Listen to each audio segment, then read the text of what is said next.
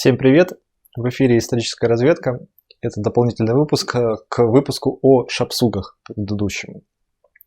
Дело в том, что мы несколько упустили в прошлом выпуске современное состояние дел, и я бы хотел немножко осветить эту часть. Значит, в 90-е годы поднялось в стране движение по восстановлению национальных республик, и этот вопрос не прошел мимо, в том числе и шапсугов, поскольку население Краснодарского края, шапсугское, именно из причерноморских шапсугов, составляет более 10 тысяч человек, что, в общем-то, не могло не отразиться на таком движении. В 90-е годы в Краснодарском крае, в Адыгее, появилось общество Адыга-ХС, которое добивалось различных прав для национальных меньшинств черкесов.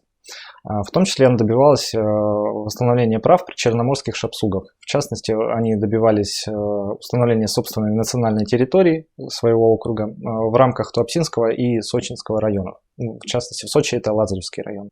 Так, например, в 90-х годах была принята резолюция, составленная из многочисленных заявлений причерноморских шапсугов, которая определила буквально следующее. Значит, убрать с территории Сочи, Туапсе и других городов Причерноморья все памятники, символизирующие захватническую войну царскую, и возвратить все старые названия аборигенного населения в регионах города Сочи и Туапсе. В частности, Лазаревский район предлагалось переименовать в Шапсугский, значит, сам поселок Лазаревское либо в поселок Псы-Шуап в их черкесском варианте, либо в Шапсугск. Головинку в Шахан, Куйбышевск, тогда еще Аула-Чай и так далее. И предлагалось переименовать улицы, названные в честь царских полководцев, например, такую как улица Навагинская в Сочи, возвратить ей название оригинальное Сочи, которое было до этого. А в поселке Лазаревском, соответственно, название улицы основной и центральной дать десятилетия Шапсуги. Ну, естественно, на это власти не пошли, на такой довольно радикальную смену обстановки. И шапсуги продолжили добиваться своих прав, в частности, восстановления национального района. Надо сказать, что дошли они в 90-х годах аж до ООН.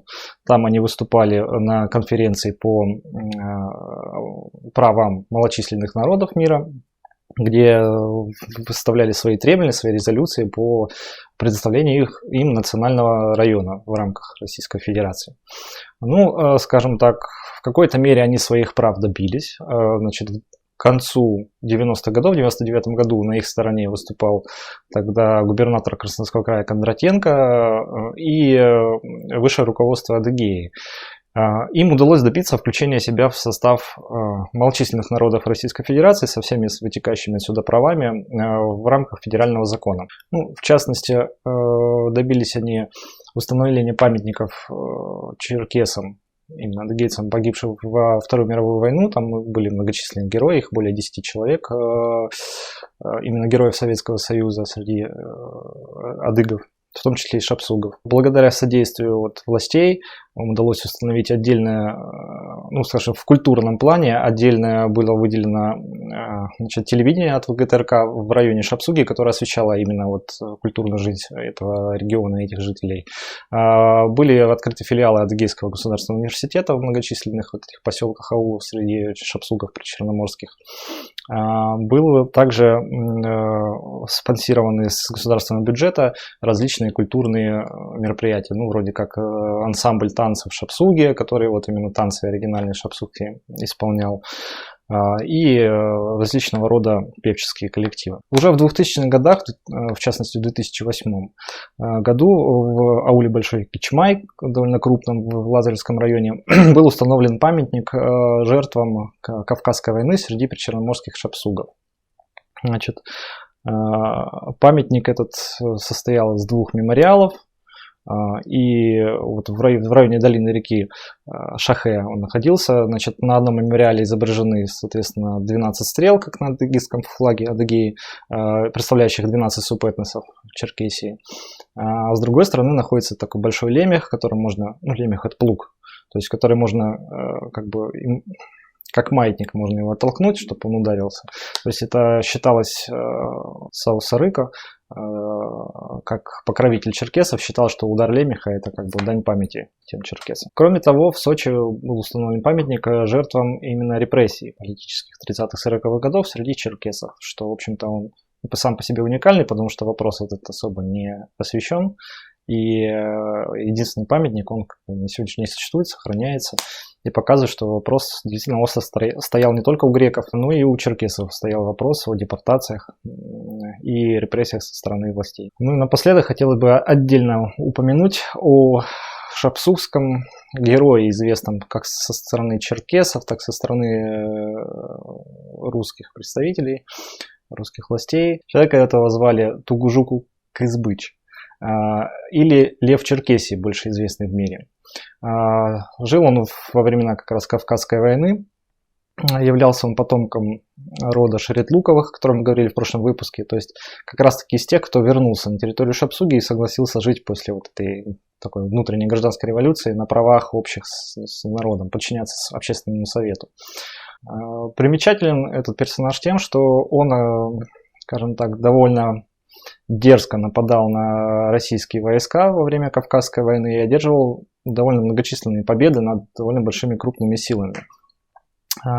Известен он был по всему миру, поскольку его описание, в частности, со стороны западного мира дал Джеймс Белл. Это был такой английский разведчик, который сражался на стороне черкесов в войну кавказскую. И он описал его очень подробно, была написана картина, по его словам. Эту картину в том числе пытался выкупить император Николай I, но лично у этого Льва Черкесии Кызбеча, но у него ничего не получилось, он ему отказал. Как отказал в принципе на любые запросы со стороны российских властей. В частности, известен он такими победами. Значит, в 1834 году он дважды одержал победу над царскими войсками. В первом случае, находясь во главе 700 шапсукских всадников в районе Абина, современная Абинская, он рассеял 14-тысячный отряд царских войск. В сражении погибло тогда 150 русских воинов и было захвачено им 7 телег с фуражом. А во втором же случае, в том же году, он предводительствуя 900 всадниками, разогнал еще больший царский отряд, отобрав у него всю добычу, включая пленных из 9 черкесских сел. Чуть позже, в 1937 году, в сопровождении 250 человек, Кызбеч атаковал на правом берегу Кубани русский форт. Прогнал занятых сенокосом солдат, отобрал все эти вот инструменты сельскохозяйственные себе, как говорится, и в виде трофея, забрав их, вернулся домой. Впоследствии он организовал многочисленные походы, в том числе за Кубань во время войны, переходил с набегами. Был такой случай, когда в начале июня 1937 года он в одиночку бросился на стражу Николаевского форта, пленил солдата и прихватил с собой еще 9 винтовок при этом. То есть такой был очень горец, скажем так, дерзкий. Однако не все его предприятия оканчивались удачей. Вот был случай в 30-х годах, когда он напал на станицу Елизаветинскую с довольно большим отрядом в 4000 черкесов, но потерпел полнейший разгром. Был другой случай в 1937 году, когда он, попав в окружение, получил 7 довольно тяжелых ран. У него погиб сын в этот момент. Но он как бы отнесся к этому как довольно-таки прохладно, поскольку был, в общем-то, воином и считал, что, в общем-то, если сын погиб, значит, погиб он героем. Вот так, и страдать тут не о чем. Значит, как воин он пользовался довольно большим уважением, в том числе и со стороны русских войск. И продолжалось вот это его похождение по черкесским землям до 40-х годов, когда он окончательно был ранен очень сильно и скончался от ран. Известный факт, Лермонтов описал в своих трудах его под именем Кызбеча, Казбич, в частности. Можно процитировать в «Герое нашего времени», он так писал. Значит, «А не слыхали ли вы, что сделать с Казбичем?» – спросил я. «С Казбичем? Право не знаю. Слышал я, что на правом фланге у шапсугов есть какой-то Казбич, удалец, который в красном бешмете разъезжает шашком под нашими выстрелами и привежливо раскланивается, когда пуля прожужжит близко. Ну, вряд ли это тот самый». То есть, в общем-то, в фольклоре даже наших классиков он упоминался, насколько был известный. На сегодняшний день память о нем довольно чтится в черкесском обществе. И в 2014 году Там собралась инициативная группа в ауле Афипсип. Они хотят сейчас поставить памятник Казбичу. Идет сбор средств на него. Там действительно такая большая группа. У них есть свой скульптор, нам известный довольно-таки.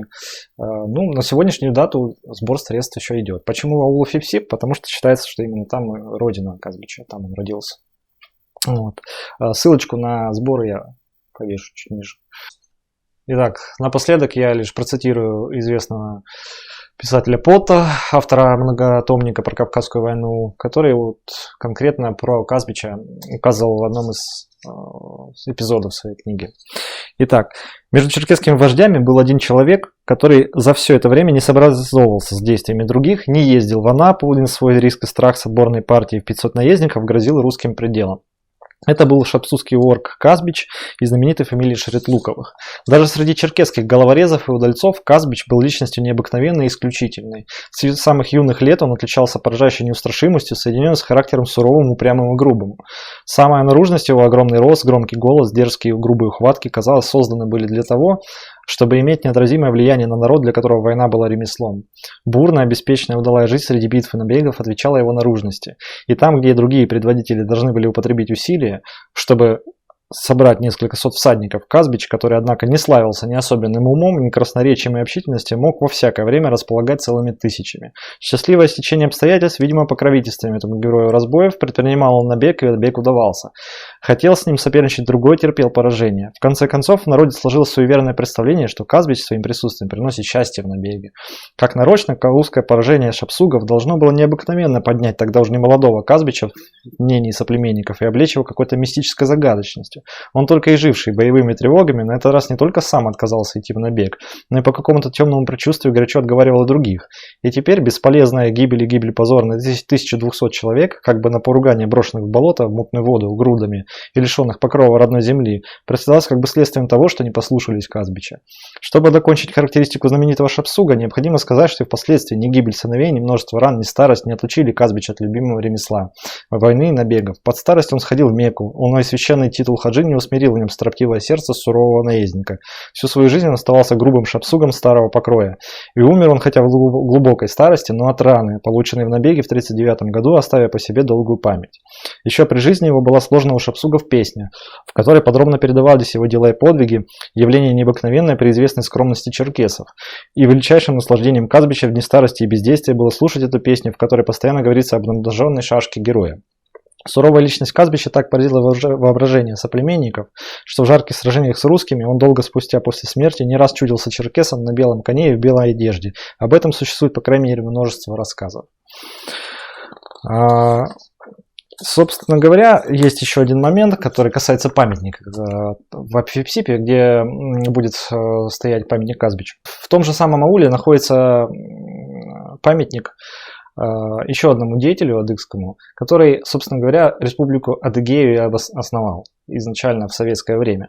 То есть это Шахангирей Хакурат, который в 26 году, он по его именно инициативе из Тбилиси привезли в Адыгею знамя Казбича, под которым он поднимал шапсугов. И оно сейчас вот находится в музее. На этом, пожалуй, все. В следующей серии поговорим уже об абадзехах. И у них тоже будет свой дополнительный выпуск про героев Абадзехи. Подписывайтесь, ставьте лайки. Всем пока.